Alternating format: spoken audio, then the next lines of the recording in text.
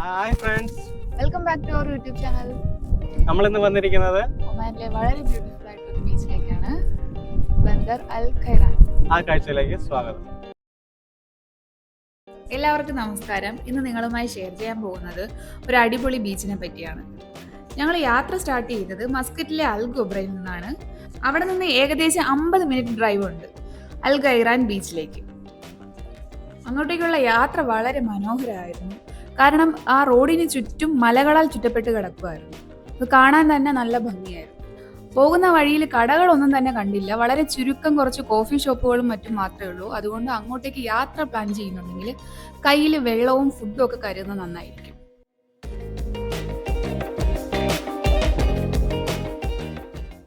ഈ കാണുന്നതാണ് ബന്ദർ അൽ ഖൈറാൻ view point. ഇവിടുന്ന് കാണുന്ന വ്യൂ ഒരു രക്ഷയില്ല. നല്ല അടിപൊളി വ്യൂ ആണ്.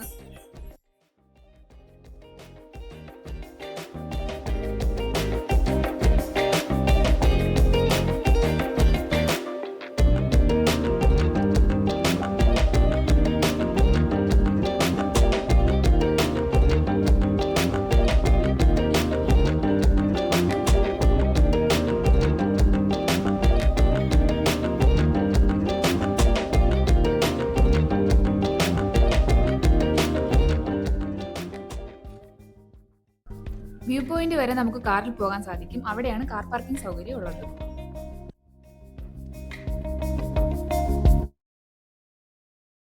കാർ പാർക്കിൽ നിന്ന് ബീച്ചിലേക്ക് പോകുന്ന വഴി എന്ന് പറയുന്നത് കുറച്ച് ചെങ്കുത്തായിട്ടുള്ള ഒരു ഇറക്കമാണ്. അവിടെ മണ്ണും ചെരലുമായിട്ടൊക്കെ കിടക്കുകയാണ്. അപ്പോൾ സ്ലിപ്പാകാൻ നല്ല ചാൻസ് ഉണ്ട്.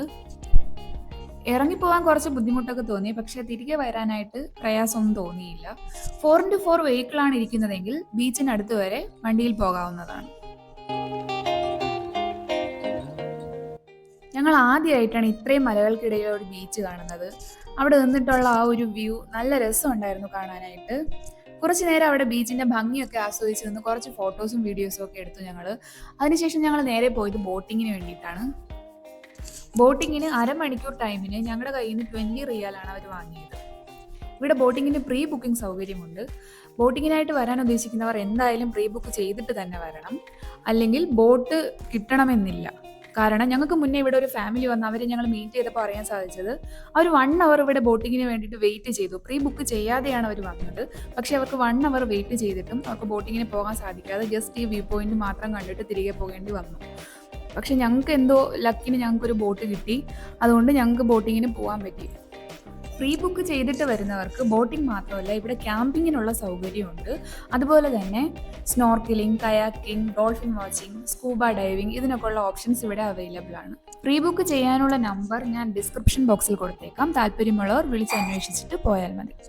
ഞങ്ങൾ പോയത് ഈവനിങ് ടൈമിലായിരുന്നു. അതുകൊണ്ട് തന്നെ ഞങ്ങൾക്ക് ഡോൾഫിൻസിനെ ഒന്നും കാണാൻ പറ്റിയില്ല. മോർണിംഗ് ടൈമിൽ പോയാൽ ഡോൾഫിൻ കാണാൻ പറ്റുമെന്നാണ് ബോട്ടിലെ ഗൈഡ് പറഞ്ഞത്.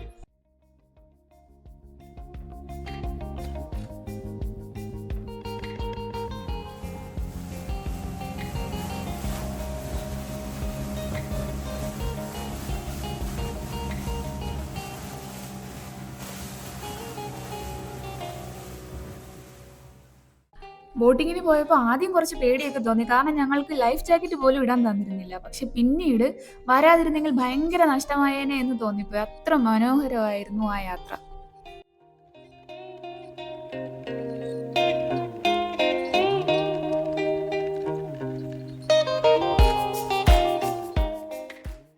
ഒരുപാട് ഹിഡൻ ബീച്ചസ് ഒക്കെ കാണാൻ പറ്റി. പക്ഷെ അൺഫോർച്ചുനേറ്റ്ലി ഞങ്ങൾക്ക് എങ്ങും ഇറങ്ങാൻ സാധിച്ചിരുന്നില്ല.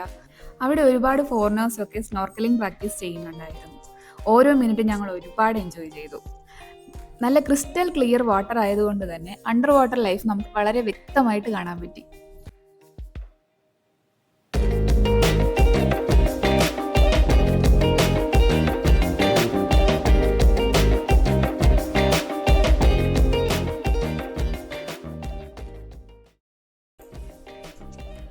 തിരിച്ച് ഞങ്ങൾ വരുമ്പോൾ അവിടെ ക്യാമ്പിംഗ് കഴിഞ്ഞ കുറച്ച് ടൂറിസ്റ്റ് ഞങ്ങളുടെ കൂടെ ഉണ്ടായിരുന്നു.